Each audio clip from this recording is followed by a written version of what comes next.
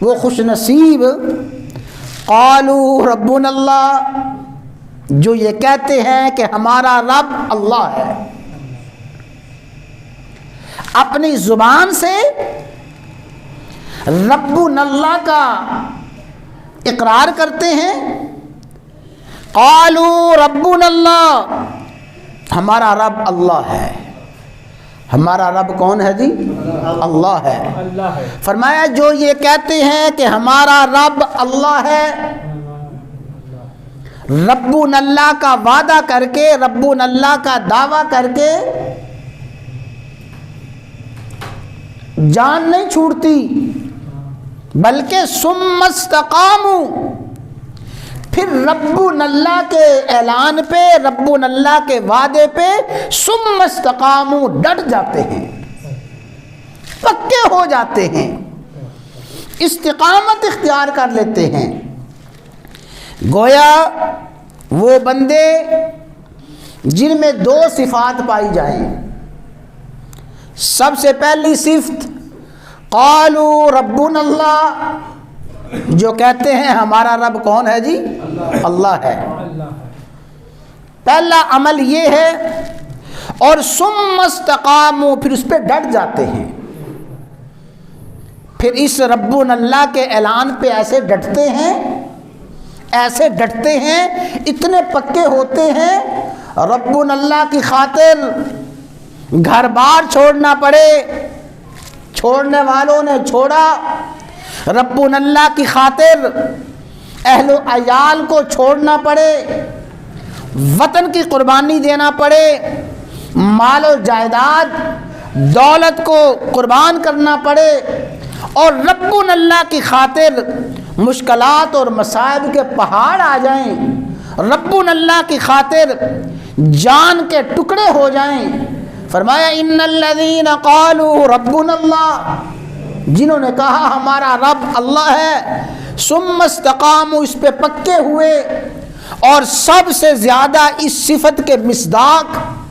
توجہ کے ساتھ سمجھ لیں، سب سے زیادہ اس صفت کے مصداق اصحاب رسول ہیں، وہ صحابہ کرام اور وہ پیغمبر کے غلام اور وہ پیغمبر کے ساتھی محمد الرسول اللہ صلی اللہ علیہ وسلم کے وہ صحابہ جنہوں نے کہا تھا ربنا اللہ، ہمارا رب اللہ ہے۔ فرمایا ثم استقاموا، پھر وہ صحابہ ربنا اللہ پہ اتنے ڈٹ گئے، اتنے پکے ہو گئے کہ ربنا اللہ کی خاطر ہجرت کرنا پڑی، ہجرت کر گئے، ربنا اللہ کی خاطر اپنے گھر بار کو چھوڑا، ربنا اللہ کی خاطر اپنی جائیدادوں کو، زمینوں کو چھوڑا،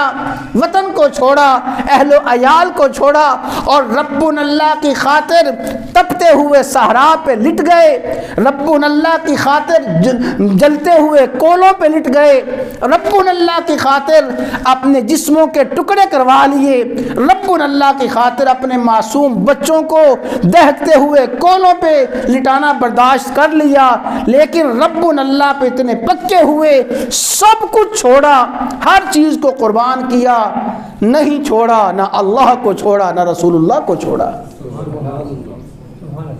ان الذین قالوا ربنا اللہ، جنہوں نے کہا ہمارا رب اللہ ہے، ثم استقاموا، اللہ، پھر اس پہ ڈٹ گئے، پکے ہو گئے۔ اور میرے بھائیوں سن لیں، استقامت کیا ہے، استقامت کی اہمیت کیا ہے، استقامت کی اہمیت سمجھیں، استقامت کا مفہوم سمجھیں، پھر اللہ تعالیٰ صاحب استقامت کو کیسے نوازتا ہے اس کو سمجھیں۔ صحابی آئے، حضرت سفیان بن عبداللہ ثقفی رضی اللہ تعالیٰ عنہ۔ حضرت سفیان بن عبداللہ حاضر خدمت ہوتے ہیں،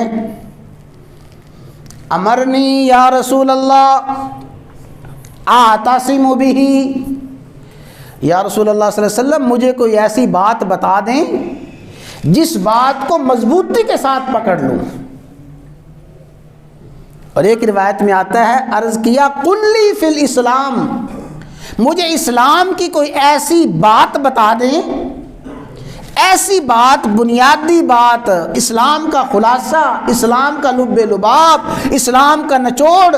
ایسی بات بتائیں کہ اس بات کے بعد مجھے کسی بات کے پوچھنے کی حاجت نہ رہے۔ صحیح حدیث کے الفاظ ہیں، کوئی ایسی بات ارشاد فرما دیں کہ پھر مجھے اسلام کے حوالے سے کسی بات کے پوچھنے کی حاجت نہ رہے۔ کوئی ایسی بات بتا دیں، اس کو مضبوطی کے ساتھ پکڑ لوں۔ جب اس صحابی نے یہ درخواست کی کہ مجھے کوئی خاص نصیحت فرمائیں، کوئی اسلام کی بنیاد، اسلام کا خلاصہ، اسلام کی جڑ بتا دیں، پتہ ہے اللہ کے نبی نے کیا فرمایا؟ فرمایا قل آمنت باللہ ثم استقم،